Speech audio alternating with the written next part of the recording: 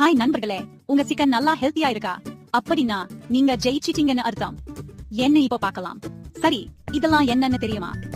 நம்ம உணவு பாதுகாப்பு ஆணையம் FSSAI இனிமேல் உணவுக்காக வளர்க்கிற மிருகங்களுக்கு ஆன்டிபயாட்டிக்ஸ் கொடுக்க கூடாதுன்னு சொல்லிடுச்சு.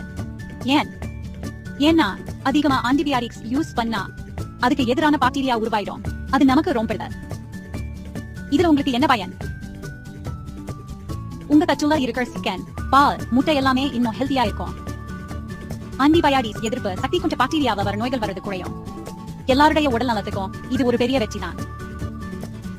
ஆனா கவலைப்படாதீங்க, நம்ம விவசாயிங்க புதுசா எல்லாத்தையும் கத்துக்கிட்டே இருக்காங்க. நல்ல சுகாதாரத்தையும் ஹெல்த்தியான வழிமுறைகளையும் பயன்படுத்தி உங்க உணவு பாதுகாப்பாகவும் ருசியாவும் இருக்கிறதுக்கு அவங்க முயற்சி பண்ணாங்க. அடுத்த முறை கடைக்கு போகும்போது இது நினைவுல வச்சுக்கோங்க.